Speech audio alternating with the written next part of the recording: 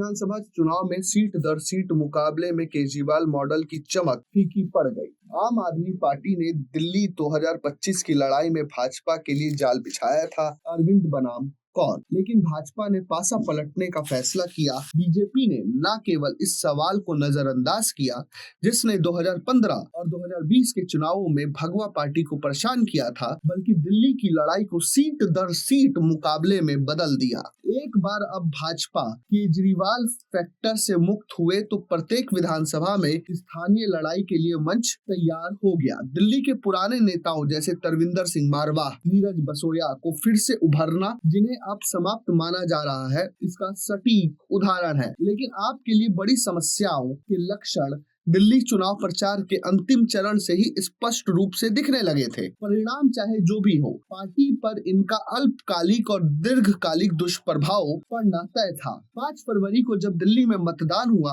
तो मतदान केंद्रों पर उच्च मध्यम वर्ग और उच्च वर्ग के मतदाताओं में भी उत्साह देखा गया। या दूसरे शब्दों में कहे तो आपके राजनीतिक मॉडल से उनकी हताशा ही उन्हें मतदान केंद्रों तक ले आई। दिल्ली के मुख्यमंत्री आतिशी ने कालका जी के बी ब्लॉक में सरकारी स्कूल में अपना वोट डाला। उसी बूथ पर उच्च आर्थिक तबके के लोगों ने उन कारणों के बारे में बताया जिनकी वजह से वे मतदान केंद्रों तक आए।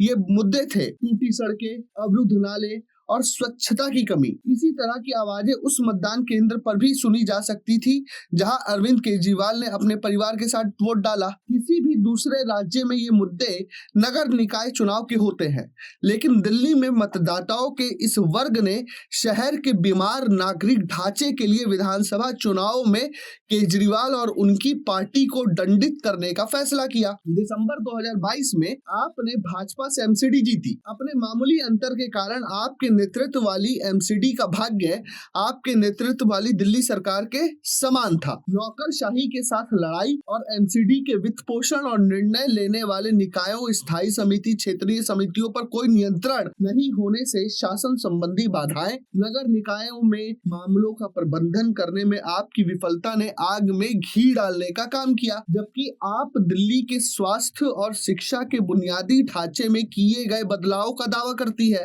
शहर के नागरिक बुनियादी ढांचे की सेहत खराब होती जा रही है।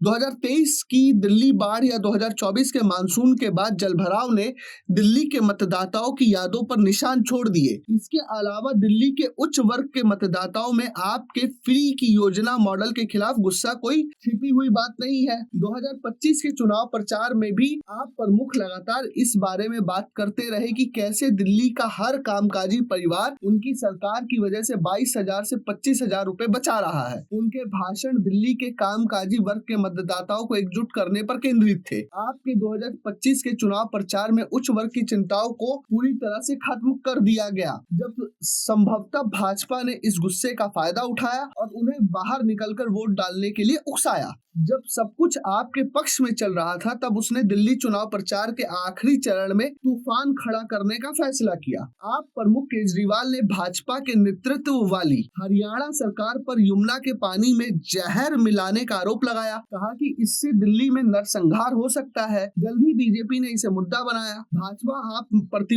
प्रतिनिधि मंडल ने चुनाव आयोग का दरवाजा खटखटाया, जबकि उनके नेता टीवी स्टूडियो से लेकर यमुना के घाटों तक एक दूसरे पर आरोप प्रत्यारोप लगाते रहे हैं। ये तमाम ऐसे प्रचार अभियान के आखिरी हफ्ते में केजरीवाल ने कुछ डिजिटल प्रेस कॉन्फ्रेंस को संबोधित किया।